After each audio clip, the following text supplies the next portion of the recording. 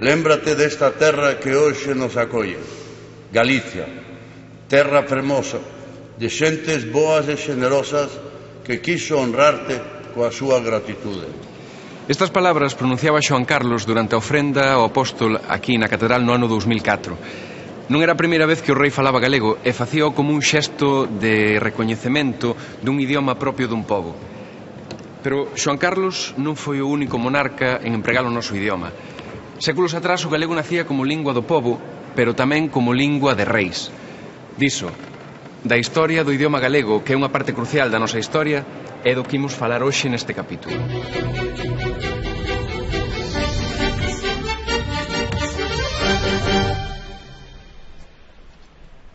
800 anos antes de que Xoán Carlos I pronunciara aquelas verbas en galego, outro rei, Afonso X o Sabio, compoñía unha das obras mestras da nosa literatura. Aquí, na Biblioteca do Escorial, gárdase como un dos seus maiores tesouros un dos códices das cantigas de Santa María. Este códice contén 417 cantigas escritas en galego-portugués, ilustradas con miniaturas e con notación musical. A maioría das cantigas relatan milagres sucedidos coa intervención da Virxe María. Pero esta obra cume do galego-portugués, composta no século XIII, e sobre todo o seu autor Alfonso X o Sabio, tamén van exemplificar un dos paradoxos da historia de Galicia.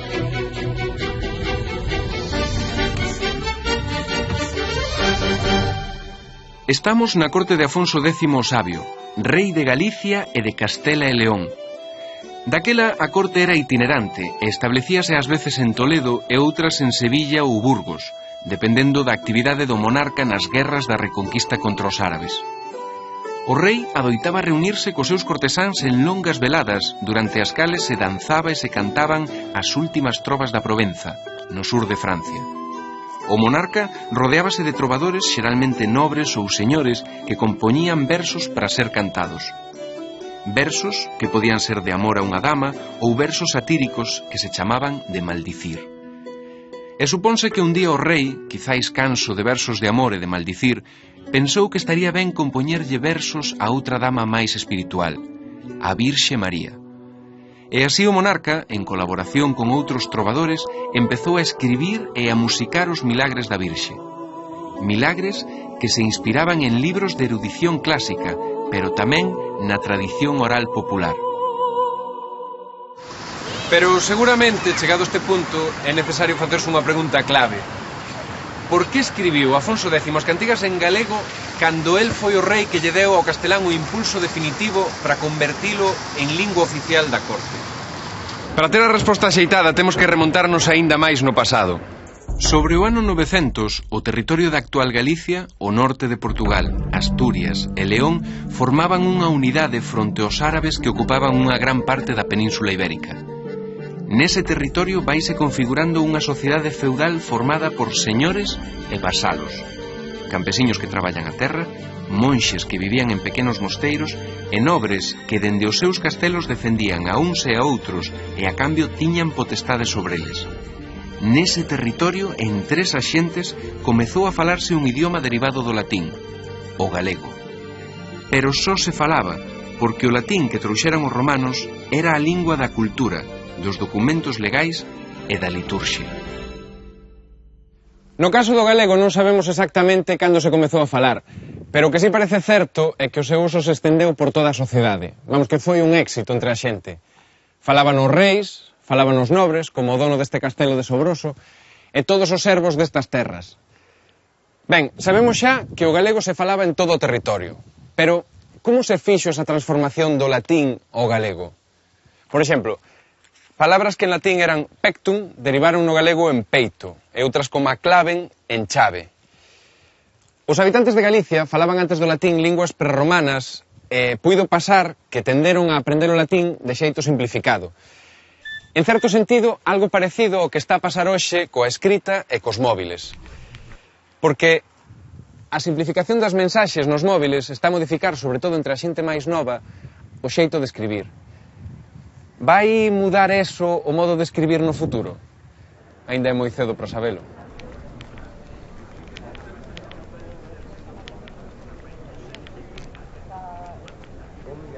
Perdón. A partir do século XI, Compostela constitúe un importante centro relixioso, político e cultural. Iniciase a época de esplendor do Camiño de Santiago e da arte románica, e a través do camiño vai chegar a Galicia xentes e ideas de toda Europa. Colas de peregrinos e turistas seguen agardando para visitar a catedral, pero son moitas menos as persoas que se achegan ao Panteón Real, que está na entrada do Museo da Catedral. Aquí están enterrados Fernando II e Afonso VIII, reis de Galicia e León. E isto non é anecdótico. Evidencia a hexemonía política galega no século XII. Foi o período culminante da influencia dos nobres galegos, algúns dos cales tamén xacen aquí, como o poderosísimo conde de Traba, Pedro Froilaz. Así pois, debido á importancia política que tiña Galicia naquel momento, non é extraño que se escolla o galego como lingua de prestixio. Recapitulemos. Galicia tiña daquela un poder político decisivo. O galego era un idioma usado por todas as clases ou estamentos sociais, Así que as cantigas tiñan tamén que compoñerse no noso idioma.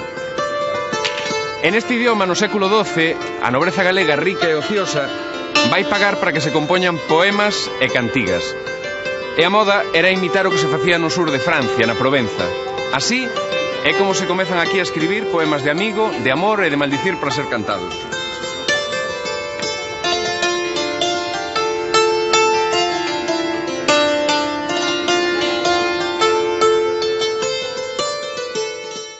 Estamos no Palacio da Axuda, preto de Lisboa, un palacio que durante o século XIX foi a sede da monarquía portuguesa ata a chegada da República en 1910. Estamos aquí para visitar a Biblioteca de Axuda e localizar un manuscrito que ten tanta importancia para a lingua portuguesa como para a galega, que eran a mesma nun principio.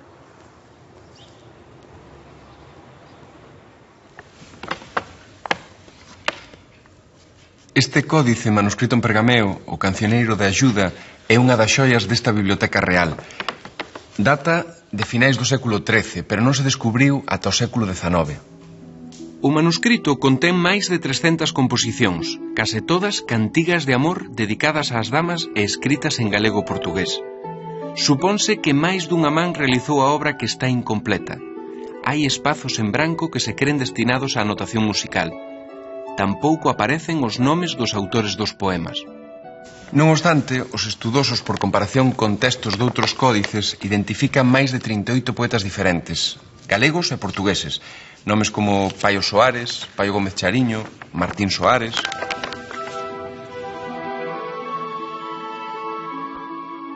Algúns deses trovadores, como o crego Airas Nunes de Compostela, crese que traballaban no taller de Afonso X o Sabio e durante moitos meses colaboraron na elaboración das cantigas de Santa María.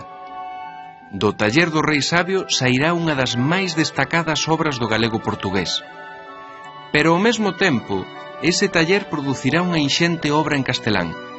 Afonso X será o primeiro monarca que lle dea un verdadeiro pulo como lingua oficial e como prosa dos escritos científicos e literarios.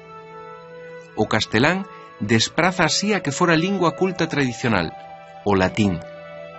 E dalle ese pulo porque a reconquista naquel momento está outorgando máis poder a outras zonas da península e a outras cidades como Toledo e Sevilla en detrimento de Compostela. Afonso X, autor dunha obra cume do galego, foi tamén o gran valedor do castelán, ata daquela unha lingua de menor prestixio co galego. Pero hai algo máis que non debemos deixar de contar. Este río Miño, que hoxe separa Galicia de Portugal, durante moitos séculos na Idade Media non constituíu fronteira ningunha, e o que se falaba a un lado e a outro era o mesmo idioma das cantigas, o galego-portugués. Pero no século XII as loitas nobiliarias acaban coa escisión do norte de Portugal, que ata daquela era só un condado integrado no reino de Galicia e León. En 1139, o nobre portugués Afonso Enríquez proclámase rei de Portugal, e isto é un feito de enorme trascendencia para a nosa lingua. Por qué? Porque o portugués por un lado e o castelán por outro vanse asentar como idiomas oficiais de dous reinos independentes. Galicia vai comezar a perder poder na corte e o galego progresivamente vai perder a súa influencia e a presenza na escrita na mesma medida que Galicia perde poder.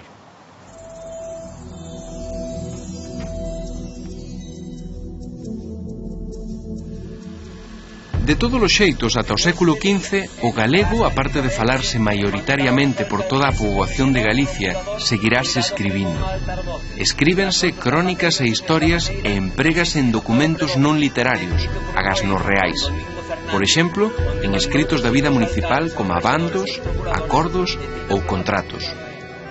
O certo é que a partir do século XV, coa chegada ao poder dos reis católicos, iníciase o proceso de centralización do Estado.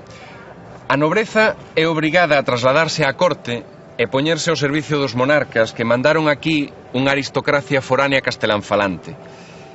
Xunto a eles, os altos cargos da Igrexa, igualmente vidos de fora, tamén impoñen o castelán.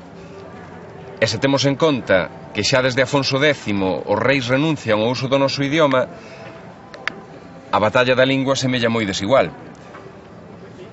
O galego era falado pola xente do pobo. Fronte á nobreza, parte da Igrexa e os reis que favorecían a difusión do castelán. Ata o século XVIII son escasísimas as mostras literarias en galego, é o que os estudosos chaman séculos escuros. Pero houbo eruditos que souberon descubrir esa riqueza e debuxar un diagnóstico moi certeiro do estado do noso idioma.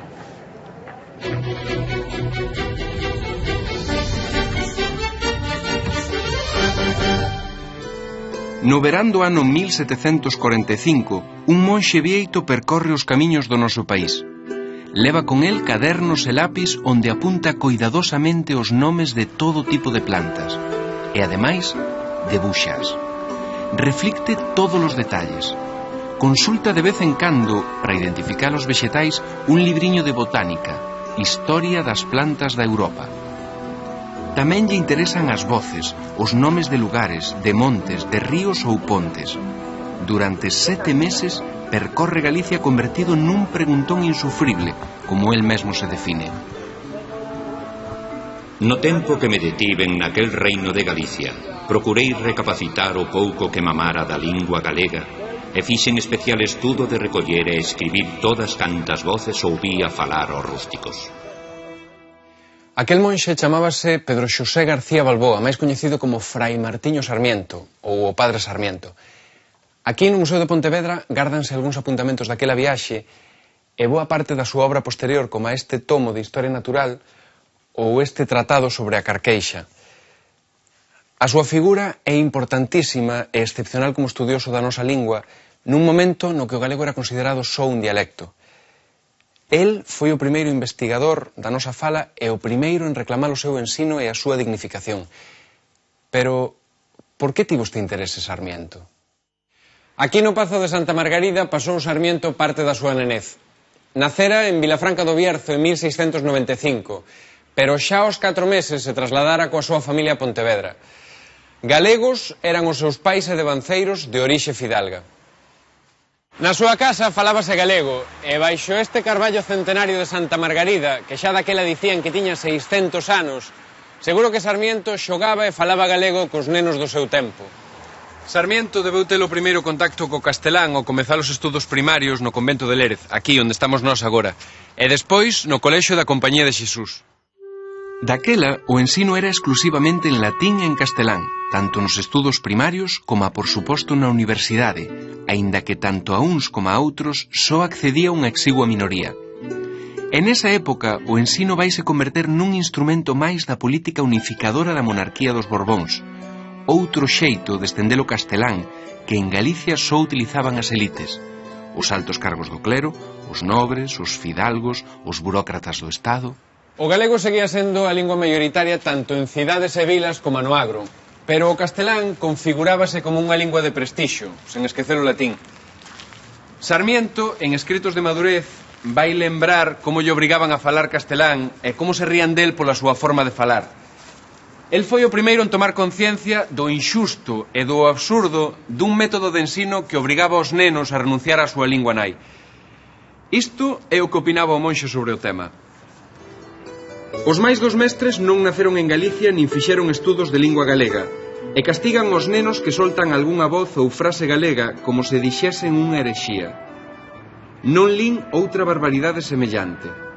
Obrigar os nenos a que estuden unha lingua morta como é a latina por medio doutra que para eles está aínda máis morta, como é a castelá, e que esquezan a lingua que mamaron e que é nativa deles, como pasa co galego. Soalles de algo isto? Seguro que os máis vellos, sí. Despois de estudar teoloxía en Salamanca, Sarmiento comeza a súa carreira de investigador. E nas súas pescudas moi pronto vai crecer o interese polas linguas, pola orixe das palabras, pola etimoloxía. En ese interese incluía especialmente a súa fala natal. Despois de 20 anos fora de Galicia, é nesa viaxe de 1745 cando Sarmiento redescobre toda a riqueza idiomática. Apadumar, verbo xeral para facer mal e aínda para matar. Carepas, chaman así as mondaduras de froita. Garelas, chaman así as mulleres que traen de betanzos o pan, entre outras cousas. Algúns destes termos, como o de garelas, xa non existen. Non se usan porque definen realidades que se extinguiron tamén. Sen ir máis lonxe, hoxe en día nas cidades, polo xeral, non se leva o pan ás casas, hai que ir mercalo un mesmo. Pero, para os lingüistas, estes termos son unha fonte extraordinaria de coñecemento, porque, ademais de explicar a evolución da lingua, serven para saber como era a vida e as costumes naquel tempo. Desculpen. Hola. Hola. Hola. Daríame un bolo. Sí, Esa que é grande? sí, Esa ben cocida? está. Aquela ainda está máis codida que esta. Todos os termos recollidos en Galicia, Sarmiento plasmounos en escritos, pero ningún deles foi publicado en vida do monxe. Hoxe, si temos a oportunidade de consultalos en libros como este que editou non hai moito o Consello da Cultura Galega. Pero, por desgraza, o caso de Sarmiento foi unha excepción. Tería que pasar case un século para que aparecese unha figura tan destacada nas letras galegas. Imaxinan quen?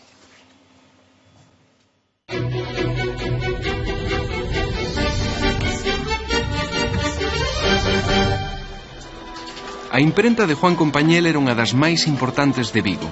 Alí editábase o xornal La Oliva, un periódico de ideais liberais e regionalistas. Pero no ano 1863 a imprenta traballaba na edición dun libro do que ninguén daquela imaginaba a trascendencia que ia ter. Era un libro de poemas, escrito en galego e por unha muller. Esas dúas últimas características dotaban de excepcionalidade este traballo. Nesta placa da Rúa Real de Vigo, lémbrase que aquí estaban situados os antigos obradoiros tipográficos de Xoán Compañel, e que de aquí, no 1863, saía o primeiro libro contemporáneo escrito por completo en galego.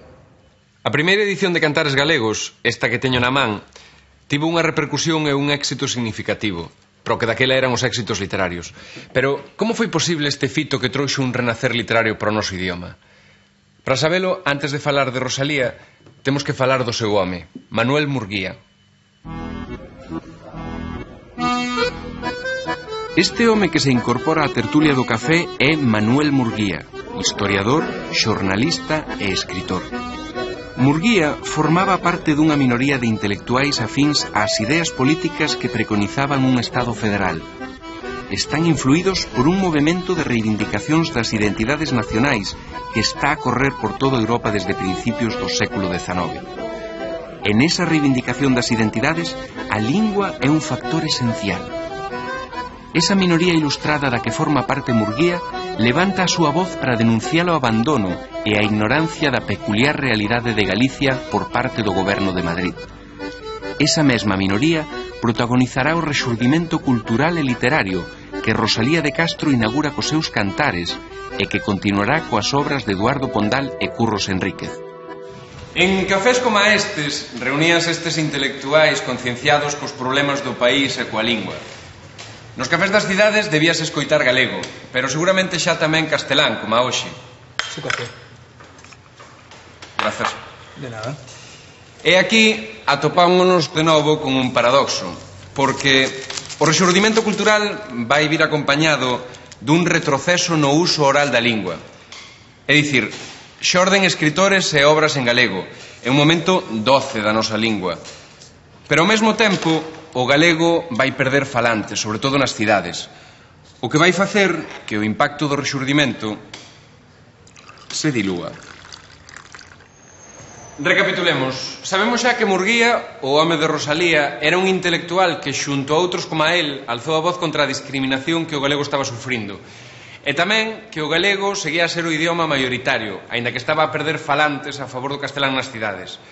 De acordo, témolo contexto, pero de onde saiu Cantares Gallegos?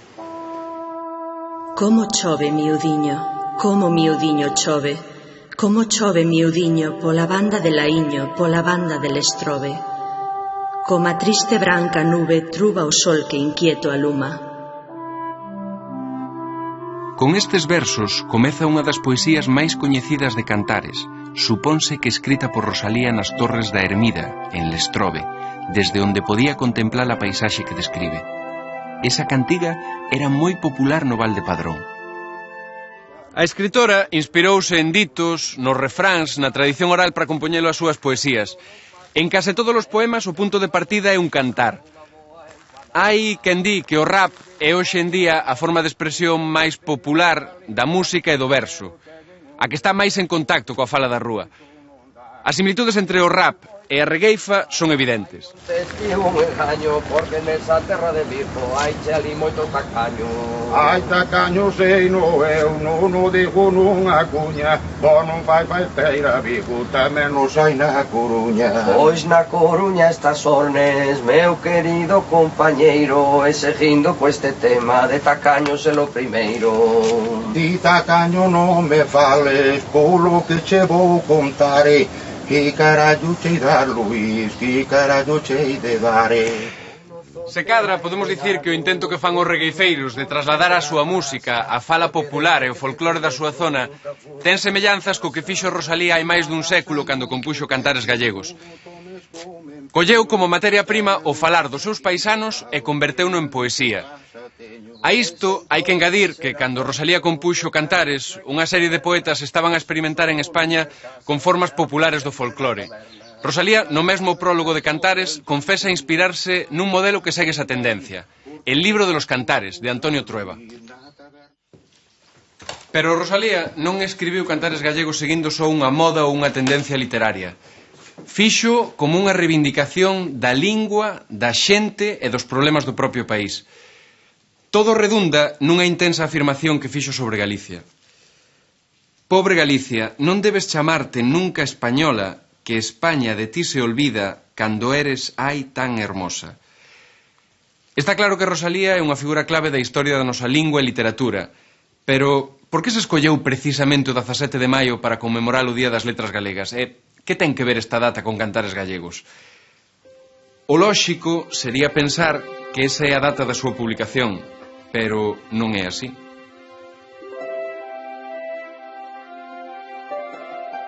En realidade, ignórase a data exacta de publicación de Cantares Gallegos, pero propúxose o 17 de maio por ser ese o día no que Rosalía lle dedicou esta obra á escritora e poeta Fernán Caballero. Señora, por ser mujer y autora de unas novelas hacia las cuales siento la más profunda simpatía, dedico a usted este pequeño libro.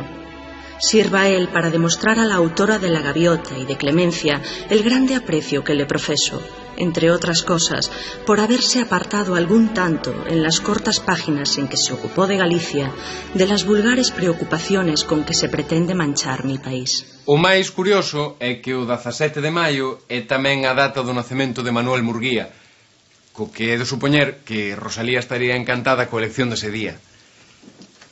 A pesar do éxito de Cantares Gallegos e dos esforzos de Murguía e dos seus compañeiros de xeración, as reivindicacións de Rosalía ainda tardarían uns anos en articularse políticamente. As Irmandades da Fala xogarían un papel esencial no uso do galego como lingua do discurso político, e ese uso acadaría a súa expresión máis xenuína nos discursos de Castelao. A primeira vez que o galego se proclamaba como idioma cooficial do noso país foi no Estatuto plebiscitado en 1936. Era o resultado dunha intensa loita dos galeguistas encabezados por Castelao. Este estatuto de 1936 que teño na man abría o camiño para a instauración do noso idioma na vida administrativa e no ensino. A Guerra Civil e o franquismo cortaron de raíz toda a posibilidade de que o galego se normalizase como lingua propia do país. Veu unha longa noite de pedra da que comezamos a sair coa chegada da democracia, coa Constitución e co novo Estatuto de Autonomía de 1981. O galego ten hoxe o rango legal de lingua propia e oficial de Galicia, o mesmo co castelán. Neste capítulo quixemos facer un percorrido pola historia da nosa lingua.